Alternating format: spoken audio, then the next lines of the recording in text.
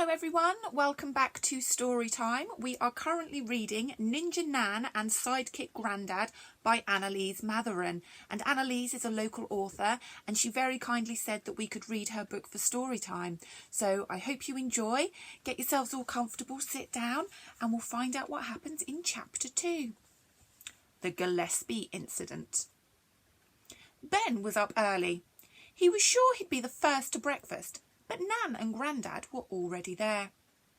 "Here you are, love," Nan said as she handed him a bowl of what can only be described as wood chippings, shredded cardboard and bird feed.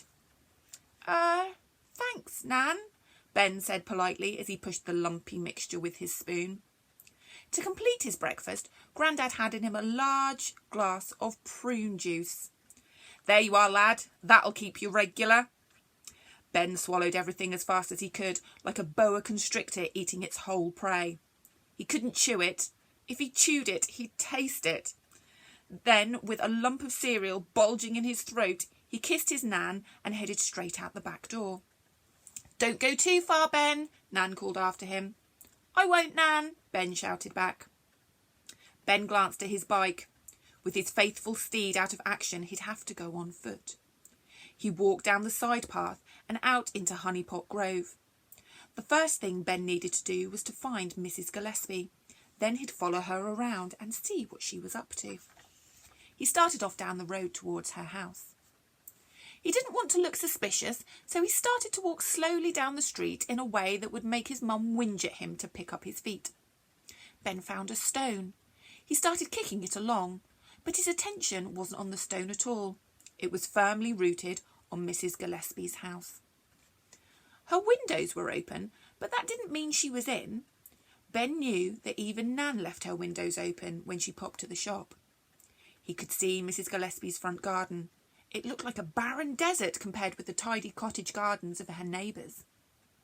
It was covered in decorative shingle, the stuff usually found in cat litter trays, and surrounded by thorny bushes which had small oval-shaped berries, the type that if you burst them would leave your hands dyed red for a day or two. Under the windows grew 2 monstrous rose bushes. Neither had flowers.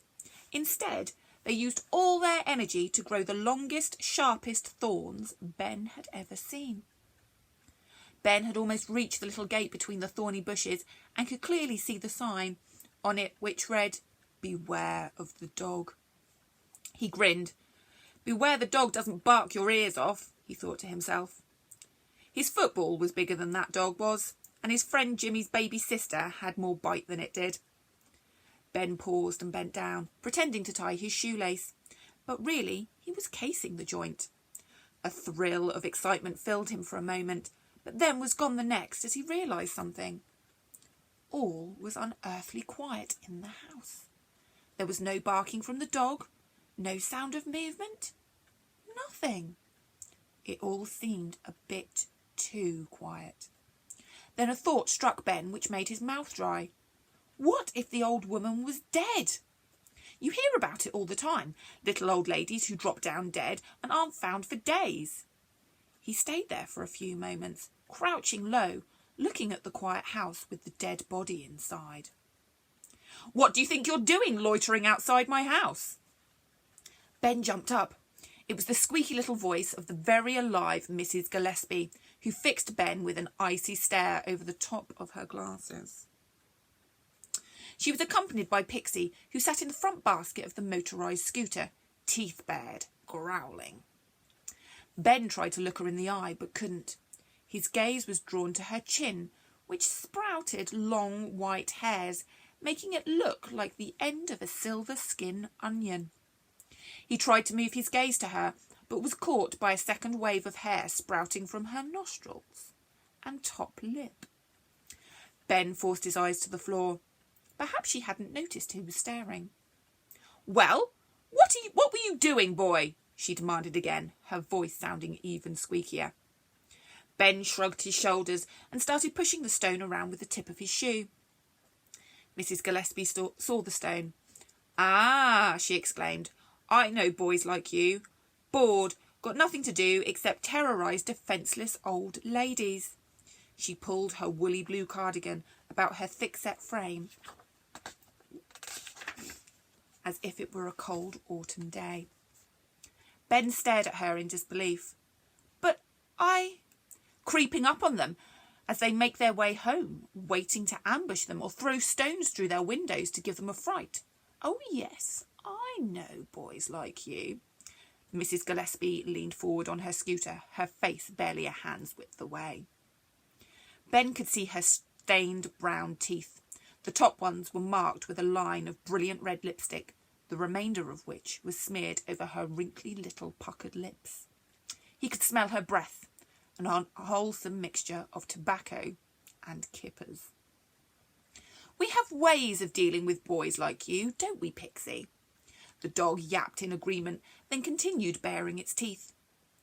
Mrs. Gillespie put one bony hand into the pocket of her cardigan and produced a cold chicken drumstick. It was speckled with blue fluff. She dangled the drumstick in front of the dog, who gazed intently at it.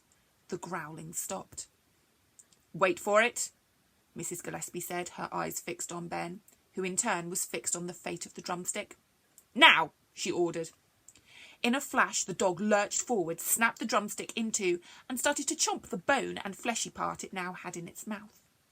Mrs. Gillespie continued to hold the other half with the knobbly knee joint between her fingers. "You may not know this, but the bones in a boy's ankle are about the same size as the bone in a chicken drumstick. You may also not know that Pixie here is an extremely fast runner, much faster than you, dare I say." Ben was in shock. All he was able to do was nod his head up and down. "Here," said Mrs. Gillespie, grabbing his hand and placing the dead drumstick remnant in it. "You can keep this. Call it a reminder never to creep up on people again. Now, go back to your grandma's, boy, before I have half a mind to tell her what you've been up to." Ben didn't need telling twice. He ran all the way back to Nan's, not stopping until he was down the side path and safely out of view. From there, he watched Mrs. Gillespie drive through the little gate up to her house. The old hag, making it out to be all him when she's the one who was sneaking about.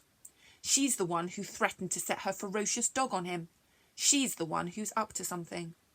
Well, Ben wasn't about to let her get away with it. Ooh, very interesting. I wonder what Mrs. Gillespie's up to. We'll find out tomorrow. Well, hopefully we'll find out tomorrow when we read chapter 3. So come and join me at 2:00 for chapter 3 of Nan and Sidekick Grandad by Annaliese Matheron. I'll see you all there. Bye-bye.